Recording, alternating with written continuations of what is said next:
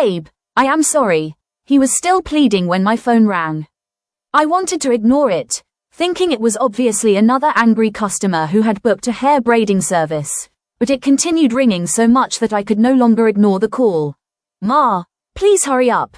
Your shop is on fire. It was one of my employees. I dropped the phone away before jolting towards the car keys on the table. Throughout the drive back to my shop, tears were rolling down my cheeks from more bad news. I called some of the other shop owners, who confirmed that the firefighters were already at my shop. I kept praying in my heart as I drove with speed. On seeing my shop, I burst out into more tears. My shop was already burned to ruin. There was nothing left of the shop. All the expensive chairs and equipment were burnt. My shop was the only shop that was affected by the fire. Apparently one of my employees had forgotten to switch off the electricity socket as we usually do. There was a high voltage of C-neuron, and it burned one of the sockets. That was how the fire spread out till it was morning. The other shop owner noticed, but it was already too late. Osita tried to console me, but I was inconsolable. I have lost everything I built for years, even before I got married, in one day. I lost 0 nanoseconds of hairs that I hadn't paid for. What about the machines and tools, the interior, and my other PR0 purties in there? The other shop owners sympathize with me before they soon despair to their various shops. Why was my shop the only shop that got affected by the high voltage current? Why weren't my neighbors who sold clothes affected? What about the other one that sold foodstuffs? The answer hit me. It dawned on me that Mama Nneka's or probably her husband's ghost was the one responsible for this. I wanted to say I didn't deserve this, but the memory of Mama Nneka CRMUMBLING inside of prison broke me. I had made a lie even when she was counting on me. I stood up from the floor. There was too much I could handle. Osita and I both drove back home.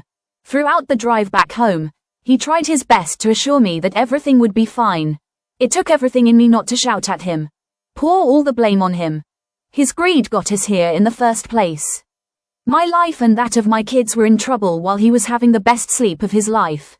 When we finally reached home, I brought out my big traveling box, packing my clothes and some of my important documents and the clothes of my children. Oluchi, what are you doing? He asked, obviously clueless. Osita, I am leaving you to deal with the mess you got yourself in. I told you. I begged you not to touch her properties, but did you listen? He remained silent, as speechless as he can ever be. I remember even fighting and packing out of the room when he started using my neighbor's property. We would fix everything, he called out, trying to stop me from buckling my box. Osita, I am done. If you truly loved me, you would have listened to me. Babe, I made a mistake, but we would fine her family and return their money. I would take a loan if that is what you want. He went down on his knees, holding my box in place. Osita, don't push me. I blame myself for being a fool. I lied because of you, and now her ghost is tormenting my kids and me. We need safety first. I pushed past him, getting my kids from the room. Babe, please, let's sort this out together. I can't lose my family, please. He kept begging and following me about the house.